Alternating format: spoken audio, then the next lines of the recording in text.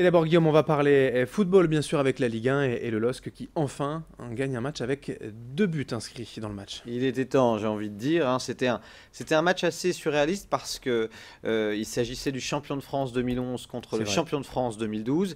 Et avant cette rencontre, ils étaient respectivement 16e et 18e de Ligue 1. Hein, comme quoi, les temps changent, même en football. Une victoire 2 buts à 0 face à Montpellier qui a fait du bien. C'est d'abord Bouffal, l'homme providentiel à Lille, qui a ouvert le score sur penalty, 1 but à 0. Un penalty un petit peu généreux, Oui, faut bien le dire. très Et généreux. puis ensuite, Sidibé a doublé la mise. Sidibé, ça a été un peu l'homme du match. Il était au four et au moulin. Et voilà, un succès de 2 buts. D'ailleurs, ça n'était pas arrivé depuis le mois de mai dernier. Une victoire de 2 buts. Donc, tant mieux pour les Lillois. Les Lillois qui vont devoir confirmer. Ils ont pour cela une petite trêve internationale pour se reposer. Et ils reprendront le chemin des terrains. Ce sera à Guingamp le samedi 17 octobre à 20h. Voilà, il va falloir vite confirmer parce que le LOSC a encore du travail à faire pour être dans le bon tempo. Voilà, de 16e, le LOSC est quand même remonté à la 12e place, faut le préciser. Un petit mot de Ligue 2, on fait le point après 10 journées. Ah ouais, on fait le point. D'abord, Valenciennes a perdu à Sochaux, 1 but à 0. Et puis, pas de meilleure fortune pour le Racing Club de Lens, qui est allé s'incliner à Évian-Thonon-Gaillard 2 buts à 1. Donc, c'est en effet, après 10 journées, l'occasion d'un premier bilan. Valenciennes, qui est 12e de Ligue 2, était très bien parti, mais a marqué un petit peu le pas, hein, avec 2 défaites et un match nul sur les 3 dernières rencontres. Et puis, du côté du Racing Club de Lens, eh bien, un départ catastrophique, mais les Lensois se sont un peu repris, notamment avec la victoire dans le derby et la victoire face à Sochaux. Néanmoins, c'est clairement en défense que ça pêche du côté des 100 et or, avec déjà 13 buts encaissés. C'est l'une des moins bonnes défenses du championnat de Ligue 2.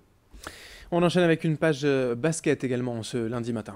Alors là, plusieurs bonnes nouvelles. D'abord, le BCM qui a très bien lancé sa saison en Pro A avec une victoire 89-67 face à Nancy et avec notamment un Albici Tony Truant et puis les recrues qui apportent entièrement Mm. satisfaction, hein, notamment Dove et Gray qui est un excellent shooter. Donc la saison se présente bien à l'issue de cette première journée. La même chose également du côté des filles en Ligue féminine avec le SBVA qui n'a absolument pas tremblé face à Angers, une victoire claire 77-69, tandis que l'Union Hainaut a brillamment gagné 71-51, plus 20 points dans le cadre du derby face à Calais.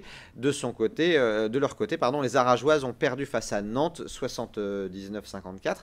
Alors il y a un petit peu de poids de mesure en Ligue féminine, hein, c'est clairement Villeneuve d'Ascq et l'Union Hainaut qui sont bien partis, et puis de l'autre côté, à Arras et Calais, on redoute un petit peu une saison galère pour ces deux clubs, notamment les Calaisiennes qui ont un effectif très réduit.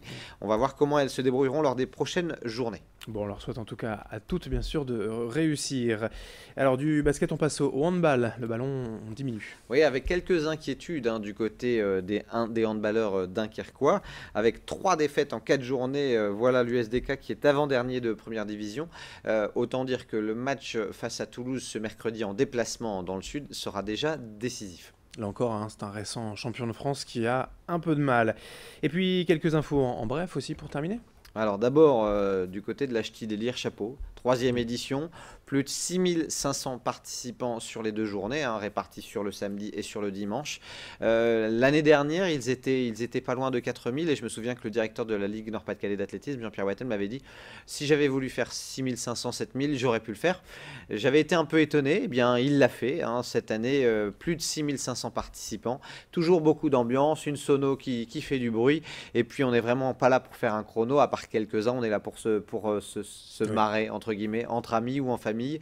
Donc c'est vraiment une recette qui fonctionne et on peut d'ores et déjà s'inscrire pour l'édition 2016 de la Ch'ti. Mais a priori, on resterait sur cette jauge maximale. C'est ce que fait à peu près la frappe à dingue.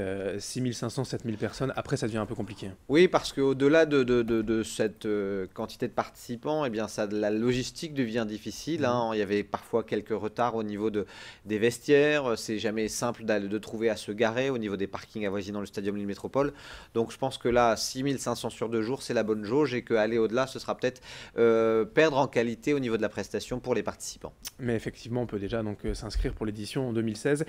Ça va partir vite, certainement, les billets pour la Ch'ti Délire 2016. Alors, encore quelques infos en bref, hein. Alors d'abord un petit mot de cyclisme pour vous dire que c'est Alexis Goujard qui a remporté l'Eurométropole Tour. C'est sa première victoire dans une course à étapes.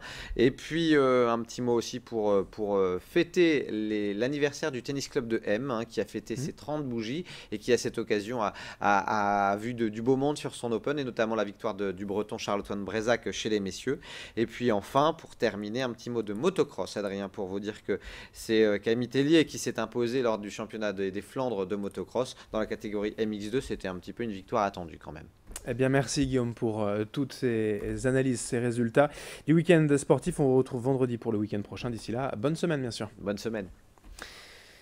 Bonne journée à toutes et à tous. Merci de votre fidélité sur Grand Lille TV. Dans un instant, l'information continue, météo et trafic à suivre.